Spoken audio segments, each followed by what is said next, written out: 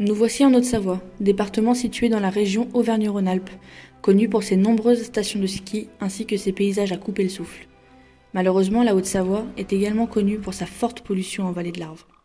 Cette vallée qui s'étend sur une centaine de kilomètres, de Chamonix à La Roche-sur-Foron, est victime de plusieurs épisodes de pollution chaque année. En effet, cette vallée étroite est sujette aux inversions de température.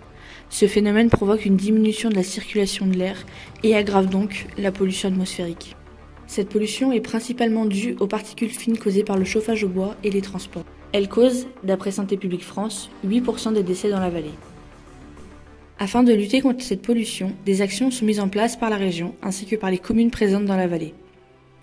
Nous allons donc nous intéresser aux actions mises en place dans ce secteur pour lutter contre les particules fines. Tout d'abord, nous regardons ce qui a été mis en place côté transport.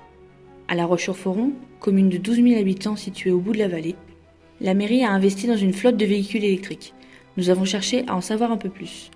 Pour cela, nous avons interrogé l'adjointe chargée de l'écologie et de la mobilité sur la commune de La Roche-sur-Foron.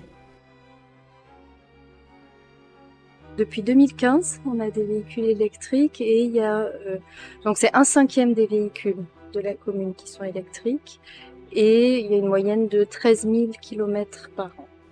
Nous avons voulu également savoir les problématiques et les autres actions mises en place pour les déplacements.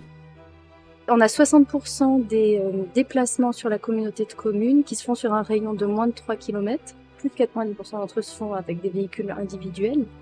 Et donc l'idée, c'est de permettre sur ces 1 à 3 km de déplacement de pouvoir se déplacer de manière sécurisée à vélo.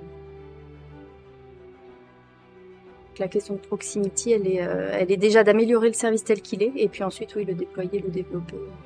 Plus largement, au niveau du département, un réseau de recharge publique a été mis en place par le SIAN, le Syndicat des énergies et de l'aménagement numérique de Haute-Savoie, qui permet aux particuliers de recharger leurs véhicules électriques. Nous notons également le renforcement des lignes de TER qui permettent de se déplacer rapidement tout en diminuant l'émission de particules fines.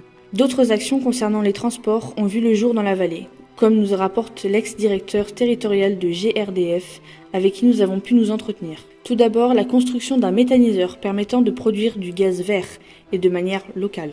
L'avantage du méthane est qu'il n'émet pas de particules fines lors de sa combustion, contrairement au gasoil et au bois.